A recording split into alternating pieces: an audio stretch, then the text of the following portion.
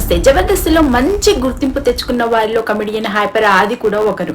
తనదైన కామెడీ పంచులు ప్రాసలు వేస్తూ బుల్లితెర ఆడియన్స్ ను ఆకట్టుకుంటుంటారు, కడుపుబ్బ నవ్విస్తూ ఉంటారు. తన టాలెంట్తో జబర్దస్త్ టీమ్ లీడర్ దాకా ఎదిగిన ఆది ఇప్పుడు సినిమాలలో బిజీగా ఉంటున్నాడు. అయితే అప్పుడప్పుడు జబర్దస్త్తో పాటు శ్రీదేవి డ్రామా కంపెనీ వంటి టీవీ షోల్లోనూ సందడి చేస్తూ ఉంటాడు. అలాగే రెగ్యులర్గా ఢీలో కనిపిస్తూ ఉంటాడు. అయితే తాజాగా ఓ ఈవెంట్కు హాజరైన ఆది తన పర్సనల్ అండ్ ప్రొఫెషనల్ లైఫ్ కు సంబంధించిన పలు ఆసక్తికర విషయాలు పంచుకున్నారు.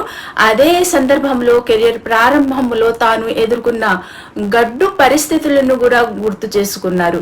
బాగా ఎమోషనల్ కూడా అయ్యాడు. అప్పుడు ఎలా ఉండేవాడు, ఇప్పుడు ఎలా అయ్యాను అని.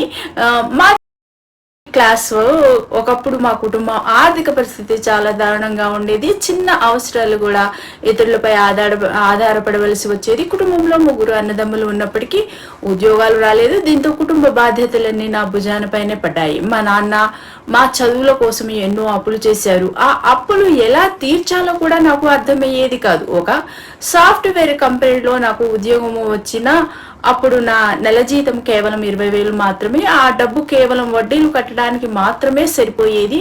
అయితే నటనపై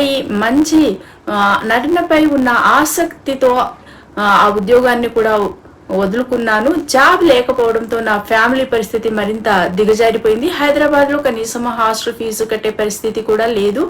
అప్పుడు మా రిలేటివ్స్లో ఒకరు హైదరాబాద్లో హాస్టల్ నిర్వహించేవారు. నా పరిస్థితి చూసి అక్కడ ఫ్రీగా ఉండమన్నారు. అయితే అది లేడీస్ హాస్టల్. అక్కడ ఒక చిన్న గదిలో తలదాచుకొని రోజులు గడిపాను. జీవితంలో ఆ రోజులు మాత్రం ఎప్పటికీ మర్చిపోలేను అంటూ బాగా ఎమోషనల్ అయ్యారు. హాస్టల్లో ఉంటూ అలా గడిపాను అంటూ ఎమోషనల్ అయ్యారు. అది ప్రస్తుతము ఈ జబర్దస్త్ నటుడి కామెంట్స్ నెట్టింట వైరల్గా మారాయి.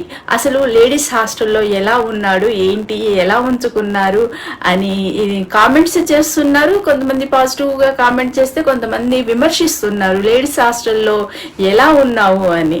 ఈ వీడియో నచ్చినట్లయితే లైక్ చేయండి, షేర్ చేయండి, సబ్స్క్రైబ్ చేసుకోండి. Thank you friends.